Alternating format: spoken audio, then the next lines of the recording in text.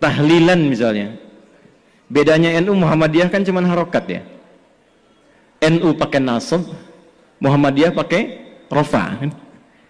Muhammadiyah jadikan isim, NU menjadikan masdar. Halala yuhallilu tahlilan. Nasab harokatnya fathah. Orang Arab tuh kan kalau bilang nasaba, dia katakan nasabar rajulu asahu alal ardi. Orang Arab tancapkan tongkatnya dengan kuat sehingga tak goyah. Harokatnya fathah membuka sesuatu.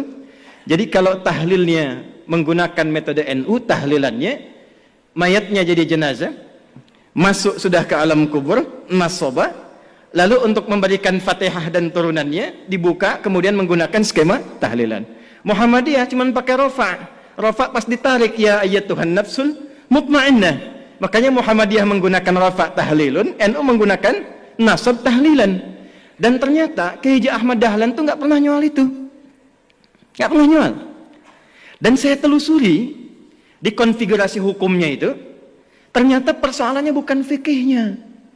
Ada kasus di kalangan masyarakat ingin menyelenggarakan tahlilan, ternyata tak punya materi, sehingga dia harus berhutang kepada tetangganya untuk mewujudkan tahlilan itu.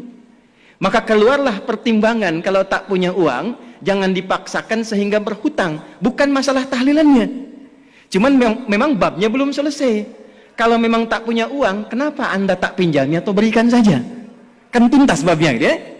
Jadi saya kira ada turunan-turunan informasi yang dari atas itu, yang di kalangan elit sudah selesai, ke bawahnya itu tak sama. Kunut misalnya, di Muhammadiyah itu nggak mempersoalkan kunut. Saya belum pernah temukan ada orang Muhammadiyah di Majelis Tarjih menfatwakan kunut bid'ah, tak ada. Kecuali Wahabi.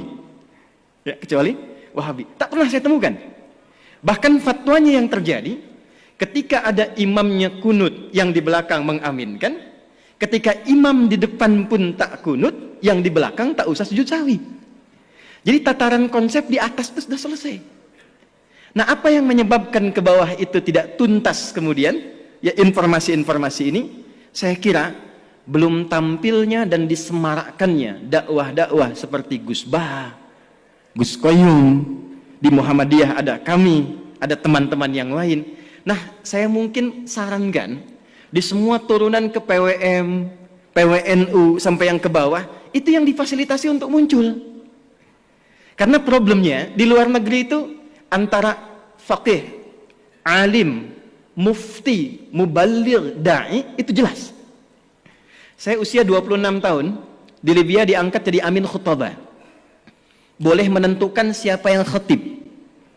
Teman-teman saya yang ngaji sama saya sekarang jadi kiai semua tuh. Kiai Muhammad Imam Sofwan Yahya, menantunya Kiai Aqil Siraj. Itu teman seangkatan saya di Tripoli, ngaji bahasanya dengan saya. Kiai Nurul A'la, Pati. Kemudian ada lagi Kiai Anas Mas'udi, Kiai Muhammad Syamsuddin yang di Madura, yang duduknya kemarin dengan Gus Kautsar di Muktamar 1 Abad NU. Kemudian ada Kiai lagi yang dari Pati, Solah Ulaya. Kemudian ada lagi Tian Kamaluddin. Itu teman-teman kita. Pulang dari Tripoli, kita satu generasi membangun kesepahaman, itu kalau dakwah semua sampai.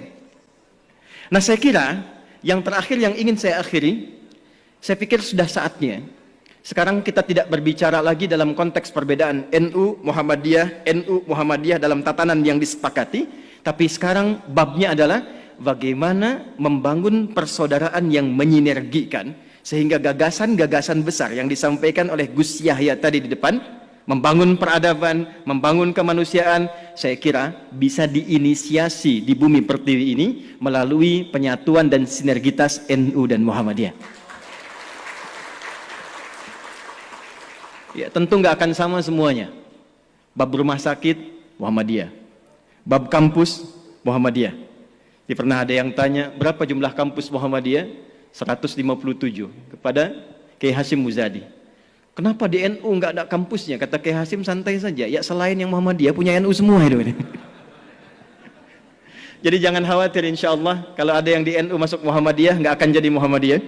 Yang di Muhammadiyah bisa sekolah ke NU. Kalau semua kita saling mengisi, besok-besok insya Allah yang satu lalaran alfiyah, yang satu CDEF GABC. Yang ini kalamuna lafdun mufidun kastaqim wasmun wa fi'lun thumma harfunil kalim wahiduhu kalimatun wal qawlu am wa kalimatun biha kalamun qad yu'am bil jarri wat tanwini wan nida wa al musnadin lismi tamizun hasal bita fa'alti atat wa ya if'ali wa nunik balana ismun yamjali. Yang ini CDF GABC, GABC DFIS G, DFIS G ABCIS D, ABCIS D FIS A, FIS ABCIS dis E, BCIS dis E FIS gis ais B, FIS ais B cis dis ais FIS, cis dis ais FIS gis ais bis cis.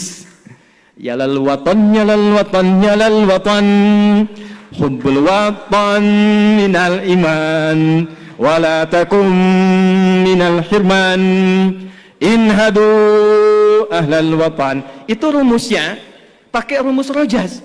Mustaf'ilun, mustaf'ilun, mustaf'ilun, mustaf'ilun, mustaf'ilun, mustaf'ilun. Itu 16 rumus di bahar, Pak. Al-Asma'i ngambil itu jadi sautus sofiril bulbuli. Hayyaja qalbi thamili al-ma'u wa zahru ma'a zahri lahdul muqali. Ditarik oleh Kiai Haji Wahab Hasbullah jadi yalawatan. Yang ingin saya katakan, betapa hebatnya orang tua kita dulu, bukan hanya pakar di bidang fikih, pakar di bidang tata negara, tapi juga pakar di bidang bahasa. Di semua aspek spektrum keilmuan bisa diterjemahkan dalam konteks aplikasi kehidupan.